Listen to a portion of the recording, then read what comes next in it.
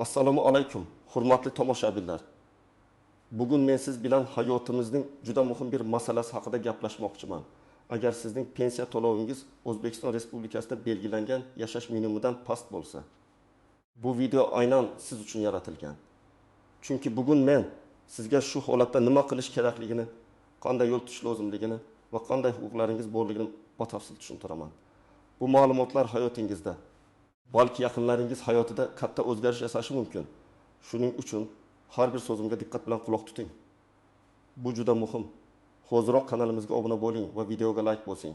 Keling, hech qanday ortiqcha gaplarsiz to'g'ridan to'g'ri asosiy mavzuga o'taylik. Muammoning mohiyati, oldin qanday edi va hozir nima o'zgardi? Avvalo, keling, yashash minimumi yoki rasmiy tilda minimum iste'mol xarajatlari nima ekanligini aniqlab olaylik. Bu oddiygina bir raqam emas, balki har bir insonning sog'lom va munosib hayot kechirishi uchun zarur bo'lgan eng kam daromad miqdoridir. Yashash minimumi nafaqat oziq-ovqat mahsulotlari narxini, balki kiyim-kechak, kommunal xizmatlar, transport, minimal tibbiy xizmatlar, ta'lim va boshqa asosiy ehtiyojlarni qondirish uchun ketadigan xarajatlarni ham o'z ichiga oladi. Davlat tomonidan har yili, ba'zan esa undan ham tez-tez aholining real xarajatlari va inflyatsiya darajasini hisobga olgan holda qayta ko'rib chiqiladi va tasdiqlanadi. Bu ko'rsatkich ijtimoiy siyosatning eng muhim mezonlaridan biri hisoblanadi. Ilgari ba'zi holatlarda pensiya miqdori yashash minimumidan past bo'lgan shaxslar uchun aniq va universal mexanizmlar yetarli darajada tushunarli yoki oson ishga tushirilavermasdi. Ko'pincha fuqarolar o'z huquqlarini to'liq bilmasdilar. Qayerga murojaat qilishni yoki qanday hujjatlar yig'ishni aniq tasavvur qila olmasdilar. Davlat tomonidan ijtimoiy himoya mexanizmlari mavjud bo'lgan, ammo ular ko'pincha an'anaviy byurokratik jarayonlar orqali amalga oshirilardi. Bu esa keksa yoshdagi fuqarolar uchun qiyinchilik tug'dirardi. Pensiya tizimi o'zining ba'zi murakkabliklariga ega edi va hamma ham bu murakkabliklarni tushunishga yoki kerakli choralarni ko'rishga qodir emasdi. Natijada ko'plab pensionerlar o'zlariga tegishli bo'lgan qo'shimcha imkoniyatlardan foydalana olmay qiyin ahvolda qolishardi. Ba'zi hollarda pensiya miqdori yashash minimumidan past bo'lganida fuqarolar faqatgina mahalla orqali bir martalik moddiy yordam olishlari mumkin edi. Ammo bu doimiy yechim hisoblanmasdi. Hozirgi kunda esa vaziyat tubdan o'zgargan. O'zbekiston Respublikasi hukumatining asosiy ustuvor yo'nalishlaridan biri aholining ijtimoiy himoyasini kuchaytirish va har bir fuqaroning munosib hayot kechirishini ta'minlashdir. Bu borada qabul qilingan qonun hujjatlari va prezident farmonlari pensiya to'lovlarini yashash minimumidan past bo'lmasligini kafolatlaydigan aniq mexanizmlarni joriy etdi.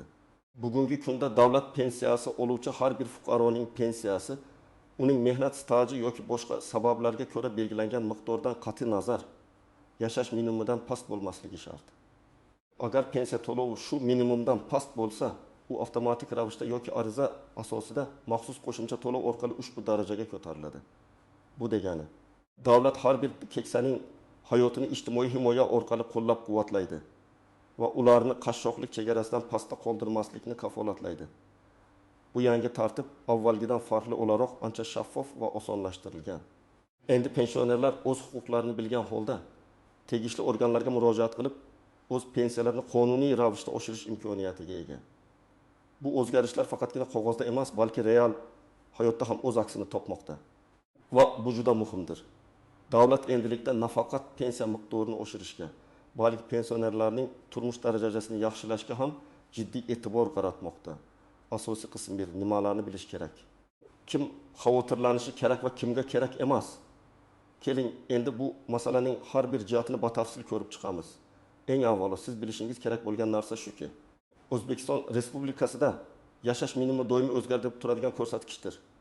U har yili yoki hatto yil davomida bir necha marta qayta ko'rib chiqilishi mumkin. Shuning uchun bugun men aytadigan aniq raqamlar kelajakda o'zgarishi mumkinligini yodda tuting. Siz har doim pensiya jamg'armasi yoki davlat xizmatlari markazlarining rasmiy veb-saytlaridan yoki ularning hududiy bo'limlaridan dolzarb ma'lumotlarni tekshirib turishingiz kerak. Yashash minimumi bu davlat tomonidan kafolatlangan eng kam turmush darajasi. Agar sizning pensiya to'lovingiz shu darajadan past bo'lsa, siz qo'shimcha to'lov olish huquqiga egasiz. Bu qo'shimcha to'lov oddiygina moddiy yordam emas, balki qonuniy kafolatlangan to'lovdir. Kimlar xavotirlanishi kerak? Kimlarning pensiyasi yashash minimumidan past bo'lishi mumkin? Bir, minimal mehnat stajiga ega bo'lganlar, ba'zi fuqarolar, masalan, kolxozlarda ishlaganlar yoki umumiy mehnat staji kam bo'lgan ayollar pensiya hisoblashda yetarli stajga ega bo'lmaganliklari sababli minimal pensiya olishlari mumkin. Bu holatda ularning pensiyasi ko'pincha yashash minimumidan past bo'lib qoladi. 2. Uzoq yillar oldin pensiyaga chiqqanlar. Ba'zi hollarda pensiya miqdori uzoq vaqt davomida inflyatsiya sur'atlariga mos ravishda to'liq indeksatsiyalanmagan bo'lishi mumkin. Bu esa ularning pensiyasini hozirgi yashash minimumidan past darajaga tushirib yuborishi mumkin. Garchi pensiyalar muntazam ravishda oshirilsa-da, har bir holat individualdir. Otto, nogironlik pensiyasi oluvchilarning ba'zi toifalari, nogironlik pensiyalarining miqdori ham ba'zi sabablarga ko'ra, masalan, stajning kamligi yoki nogironlik guruhi xususiyatlariga ko'ra yashash minimumidan past bo'lishi mumkin. Bu holatda ham ular qo'shimcha to'lovga haqlidirlar. 4 boquvchisini yo'qotganlik pensiyasi oluvchilar. Ayniqsa, bir oiladan bir necha kishi boquvchisini yo'qotganlik pensiyasini olganda, ularning har birining alohida pensiya miqdori yashash minimumidan past bo'lishi ehtimoli bor. Bu toifadagi fuqarolar albatta o'z pensiyalarining miqdorini tekshirib, yashash minimumi bilan solishtirib ko'rishlari shart. Ko'pchilik o'zlariga bunday huquq tegishli ekanligini bilmasdan qiyinchilikda yashashda davom etadilar. Ammo bu shart emas. Kimlar xavotirlanishi shart emas. Agar sizning pensiya miqdoringiz hozirgi kunda belgilangan yashash minimumidan sezilarli darajada yuqori bo'lsa, siz bu masalada xavotirlanishingiz shart emas. Shuningdek, agar siz nafaqat pensiya, balki davlatdan boshqa turdagi ijtimoiy nafaqalar, masalan, nogironlik nafaqasi, bolalikdan nogironlik bo'lgan shaxslarga nafaqa yoki boshqa bir martalik yordamlar olib, bu to'lovlarning umumiy miqdori yashash minimumidan oshib ketsa, sizga qo'shimcha to'lov berilmaydi. Chunki davlatning maqsadi umumiy daromadni shu minimumdan past tushirmaslikdir. Shuningdek, agar siz rasmiy ravishda boshqa joyda ishlayotgan bo'lsangiz va o'z daromadingiz pensiyangiz bilan birga yashash minimumidan yuqori bo'lsa, sizga qo'shimcha to'lov berilmasligi mumkin. Shunga qaramay, har bir holat individual ko'rib chiqiladi va eng yaxshi yo'l pensiya jamg'armasiga murojaat qilib aniqlik kiritishdir. Keling, endi ba'zi aniq hayotiy misollarni ko'rib chiqaylik.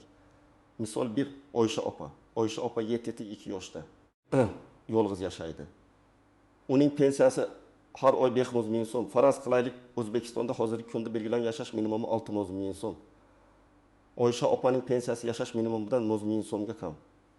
Oysha opa bu haqda hech kimdan eshitmagan va o'zi ham bilmaydi.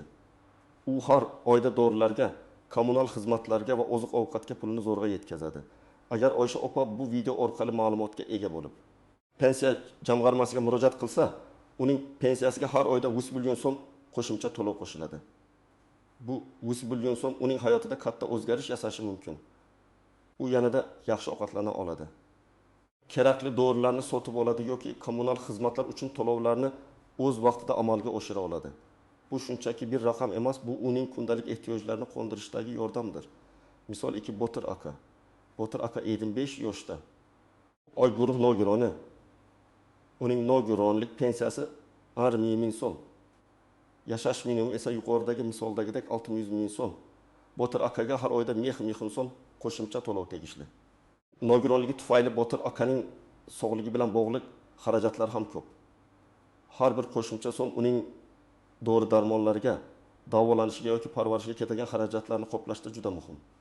U ko'pincha o'z nogironligiga qaramay qo'shimcha ishlarni topishga harakat qiladi. Ammo bu har doim ham imkoni yo'q. Bu qo'shimcha to'lov uning hayot sifatini sezilarli darajada yaxshilaydi. Nogironlik pensiyasi oluvchilar uchun yashash minimumining ahamiyati 2 barobar ortiqdir. Chunki ularning davolanish va reabilitatsiya xarajatlari ham bo'ladi. Misol 3. Marhabo aya. Marhabo aya 18 yoshda.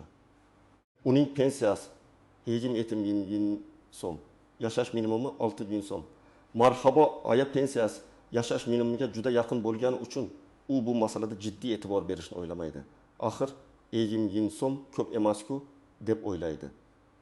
Lekin bu 20 ming so'm uning bir haftalik noni yoki bir necha kunlik transport xarajatlarini qoplashi mumkin.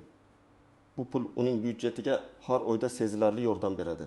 Har bir so'm muhim bo'lgan sharoitda, hattoki kichik miqdordagi qo'shimcha to'lov ham insonning hayotiga ijobiy ta'sir ko'rsatadi. Bu misol shuni ko'rsatadiki, pensiya yashash minimumiga yaqin bo'lgan holatlarda ham murojaat qilish juda zarur. Bu misollar shuni ko'rsatadiki, davlat tomonidan kafolatlangan ijtimoiy himoya mexanizmlaridan xabardor bo'lish va ulardan foydalanish juda muhimdir. Sizning har bir so'mingiz qadrlidir va qonun sizning munosib hayot kechirishingizni ta'minlashga qaratilgan. Asosiy qism 2 qoidadan istisnolar. Qaltis jihatlar va noaniq nuanslar har bir qoidaning o'z istisnolari va o'ziga xos jihatlari bo'lgandek, pensiyani yashash minimumi darajasiga yetkazish masalasida ham ba'zi nozik nuanslar mavjud. Ularni bilish sizga jarayonni tushunish va kutilmagan qiyinchiliklarga duch kelmaslikka yordam beradi. Qoidadan istisnolar: 1. Boshqa rasmiy daromad manbalari.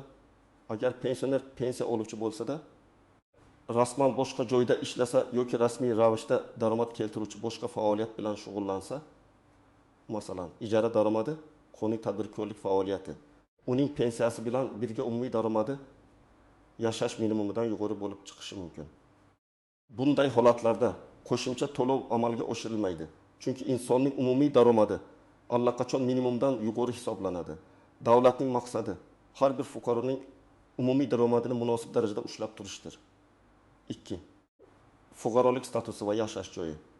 Agar pensioner O'zbekiston Respublikasi fuqarosi bo'lmasa yoki doimiy ravishda mamlakat tashqarisida istiqomat qilsa, bu holatda O'zbekiston qonunchiligiga muvofiq qo'shimcha to'lovlar amalga oshirilmasligi mumkin. Chunki ijtimoiy himoya chora-tadbirlari odatda mamlakat fuqarolariga va uning hududida doimiy yashovchilarga qaratilgan bo'ladi. Hujjatlarni taqdim etishdan bosh tortish. Agar pensioner pensiya jamg'armasi yoki davlat xizmatlari markazlari tomonidan talab qilingan zarur hujjatlarni, masalan daromadlar to'g'risida ma'lumot, oila tarkibi haqida ma'lumot taqdim etishdan bosh tortsa, unga qo'shimcha to'lovni tayinlash rad etilishi mumkin. Transparentlik va ma'lumotlarning to'liqligi bu jarayonda juda muhimdir. Qaltis jihatlar va noaniq nuanslar. 1. Ma'lumot yetishmasligi. Eng katta qaltis jihat bu. Pensionerlarning o'zlari bu huquqdan bexabar ekanligidir. Ko'pchilik keksa avlod vakillari bu kabi ma'lumotlarni faol izlamaydilar. Yangiliklarni kuzatmaydilar va natijada o'zlariga tegishli bo'lgan imtiyozlardan foydalana olmaydilar. Shuning uchun bu videoni iloji boricha ko'proq odamga yetkazish juda muhim. 2. Daromadni noto'g'ri hisoblash.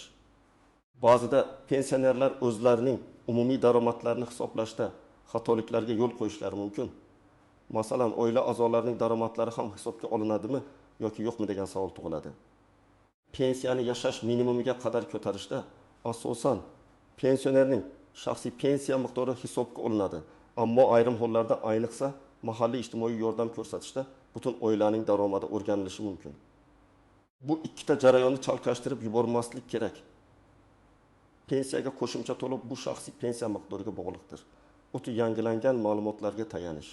Yashash minimumi va pensiya miqdorlari muntazam ravishda indeksatsiya qilinadi va o'zgaradi. Eski ma'lumotlarga tayanish noto'g'ri xulosalarga olib kelishi mumkin. Har doim pensiya jamg'armasining dolzarb ma'lumotlariga tayanishingizni maslahat beraman. Jo'd mahalla qo'mitasining roli. Ba'zi ijtimoiy yordam turlarini tayinlashda mahalla fuqarolar yig'inlari tomonidan fuqaroning moddiy ahvolini va turmush sharoitini o'rganish talab etiladi. Garchi pensiyaga qo'shimcha to'lovni tayinlash pensiya jamg'armasi vakolati bo'lsa-da, ba'zida mahalla xulosasi ham zarur bo'lishi mumkin, ayniqsa agar qo'shimcha moddiy yordam ham so'ralayotgan bo'lsa. Mahalla komissiyasining subyektiv bahosi ba'zida adolatsiz xulosalarga olib kelishi mumkin. Bunday holatlarda o'z huquqlaringizni himoya qilishga tayyor bo'ling. 5 mulkning mavjudligi, ammo naqd pulning yo'qligi. Ba'zi pensionerlarda mulk, masalan uy, yer uchastkasi mavjud bo'lishi mumkin, ammo ularda naqd pul yoki doimiy naqd daromad manbai bo'lmaydi. Bu holatda ularning mulki borligi pensiyaga qo'shimcha to'lovni olishga to'sqinlik qilmasligi kerak. Chunki bu to'lov shaxsning daromadiga bog'liq, mulkiga emas. Biroq bu nuansni tushuntirish va isbotlash zarurati tug'ilishi mumkin. 6. To'lovning manbasi va davriyligi. Pensiyaga qo'shimcha to'lov odatda pensiya jamg'armasi hisobidan amalga oshiriladi va pensiya bilan birga to'lanadi. Bu bir martalik emas, balki doimiy to'lovdir. Toki pensionerning pensiyasi yashash minimumidan past bo'lmasin. Biroq ba'zi ijtimoiy yordam turlari mahalliy hokimiyatlar tomonidan vaqtinchalik yoki bir martalik asosda berilishi mumkin. Bu ikkisini farqlash muhimdir. Bu murakkabliklarni bilish sizga jarayonni osonroq kechishiga yordam beradi va sizni qanday savollar kutayotganini tushunishga ko'maklashadi. Asosiysi to'g'ri ma'lumotga ega bo'lish va o'z huquqlaringizni himoya qilishda dadil bo'lish. Amaliy maslahatlar, nima qilish kerakligi haqida aniq qadamlar. Endi eng muhim qismga keldik. Siz nima qilishingiz kerak? Qanday qadamlar tashlashingiz lozim? Men sizga aniq va tushunarli ko'rsatmalar beraman. Urgadam. O'z pensiya miqdoringizni va joriy yashash minimumini aniqlang. Avvalo, har oyda qancha pensiya olayotganingizni aniqlang. So'ngra O'zbekiston Respublikasida amaldagi yashash minimum iste'mol xarajatlari miqdorini tekshiring. Bu ma'lumotni pensiya jamg'armasining rasmiy veb-saytidan, davlat xizmatlari markazlaridan yoki mahallangizdagi ijtimoiy himoya masalalari bo'yicha mutaxassislardan bilib olishingiz mumkin. Eslatib o'taman, bu raqamlar o'zgarib turadi. Shuning uchun eng so'nggi ma'lumotlarga e'tibor bering. Agar sizning pensiya miqdoringiz ushbu yashash minimumidan past bo'lsa, keyingi qadamlarga o'ting. 2 qadam, tegishli organga murojaat qiling. Sizning asosiy murojaat manzilingiz pensiya jamg'armasining hududiy bo'limi yoki davlat xizmatlari markazlari DXM bo'ladi. Pensiya jamg'armasiga to'g'ridan-to'g'ri murojaat qilish bu eng maqsadli yo'l. Siz yashash joyingizdagi pensiya jamg'armasining hududiy bo'limiga borishingiz kerak. U yerdagi mutaxassislar sizga barcha zarur ma'lumotlarni beradi va arizangizni qabul qiladi. Davlat xizmatlari markazlari orqali. DXM yagona darcha tamoyili asosida ishlaydi. Bu yerda siz pensiya jamg'armasi bilan bog'liq xizmatlarni ham olishingiz mumkin. Bu juda qulay usul, chunki sizga bitta joyda bir nechta davlat xizmatlarini olish imkoniyati yaratiladi. DXM xodimlari sizga ariza to'ldirishda yordam beradi va hujjatlaringizni pensiya jamg'armasiga elektron tarzda yuboradi. Mahalla fuqarolar yig'inlari, mahalla qo'mitasiga ham murojaat qilib, dastlabki maslahat olishingiz mumkin. Ular sizni qayerga borish kerakligi haqida yo'naltiradi va ba'zi hollarda kerakli ma'lumotnomalarni berishga yordam beradi. Garchi pensiya to'lovlarini tayinlash ularning vakolatiga kirmasa ham, ular ijtimoiy himoya masalalarida muhim vositachi bo'lishi mumkin. 3 qadam, kerakli hujjatlarni to'plang.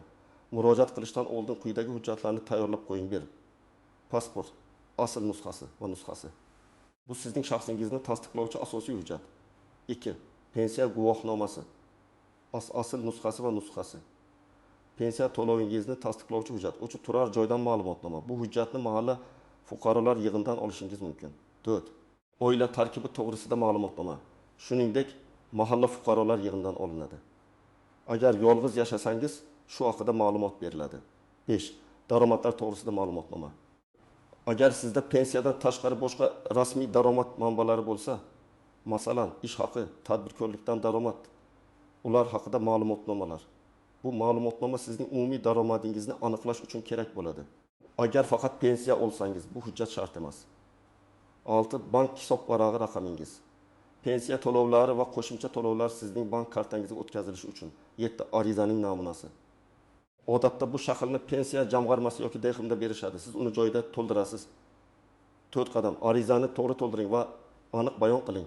Ariza to'ldirishda juda ehtiyot bo'ling. Agar siz o'zingiz to'ldirishga qiynalsangiz, DXM xodimlaridan yoki pensiya jamg'armasi mutaxassislaridan yordam so'rang. Arizada sizning talabingiz aniq ko'rsatilgan bo'lishi kerak. Masalan, siz men O'zbekiston Respublikasi qonunchiligiga muvofiq pensiya to'lovimni yashash minimumi darajasiga yetkazish bo'yicha qo'shimcha to'lov olishni so'rayman deb yozishingiz mumkin.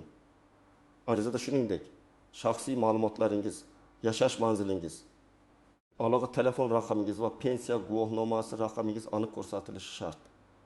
5 qadam. Jarayonni kuzating va javobni kuting. Hujjatlarni topshirganingizdan so'ng pensiya jamg'armasi sizning arizangizni ko'rib chiqish uchun ma'lum bir muddatga ega bo'ladi. Odatda 10-15 ish kuni. Shu muddat ichida sizning arizangiz o'rganiladi. Ma'lumotlar tekshiriladi va tegishli qaror qabul qilinadi. Sizga qaror natijasi haqida yozma yoki elektron shaklda xabar berilishi kerak. Agar qaror ijobiy bo'lsa, pensiyangizga qo'shimcha to'lov qo'shiladi va u navbatdagi pensiya to'lovi bilan birga keladi. 6 qadam. Rad javobi berilsa, shikoyat qiling. Agar sizga rad javobi berilsa va siz bu qarordan norozi bo'lsangiz, taslim bo'lmang. Siz bu qaror ustidan yuqori turuvchi organga yoki sudga shikoyat qilish huquqiga egasiz. Rad javobining asoslantirilgan sabablarini tushunib oling va zarur bo'lsa yuridik yordam so'rang. yodingizda bo'lsin. Bu sizning qonuniy huquqingiz. Bu jarayon biroz vaqt talab qilishi mumkin, lekin sizning munosib hayot kechirishingiz uchun kurashishga arziydi. Jarayon davomida xushmuomala bo'ling. Ammo o'z huquqlaringizni himoya qilishda qat'iyatli bo'ling. O'zbekiston hukumati har bir fuqaroning ijtimoiy himoyasini ta'minlashga harakat qiladi va bu mexanizmlar aynan shu maqsadda yaratilgan. Shuning uchun bu imkoniyatdan to'liq foydalaning. Xulosa va yakuniy chaqiriq, qadrli do'stlar. Bugun men sizga juda muhim mavzu, pensiya to'lovlari yashash minimumidan past bo'lgan holatlarda nima qilish kerakligi haqida batafsil ma'lumot berdim. Siz endi o'z huquqlaringizni bilasiz va pensiyangizni oshirish uchun qanday qadamlar tashlashingiz kerakligini tushunasiz. Unutmang, davlat sizning munosib hayot kechirishingizni kafolatlaydi va bu mexanizmlar shuning uchun yaratilgan. Jim o'tirmang, azoblanmang, o'z huquqingizni talab qiling. Pensiya miqdorlari va yashash minimumi doimiy ravishda o'zgarib turishini yodda tuting. Shuning uchun doimiy dolzarb ma'lumotlarni tekshirib boring. Bu videodagi ma'lumotlar sizga yo'l ko'rsatuvchi bo'lib xizmat qilsin. Agar sizda bu mavzu bo'yicha savollar tug'ilgan bo'lsa, izohlarda yozib qoldiring. Men ularga javob berishga harakat qilaman. Bu video siz uchun foydali bo'lgan bo'lsa, iltimos, unga like bosing va kanalimizga obuna bo'ling. Shunda bu muhim ma'lumotlar ko'proq insonlarga yetib boradi. O'zingizni va yaqinlaringizni asrang. Keyingi videolarimizda ko'rishguncha xayr.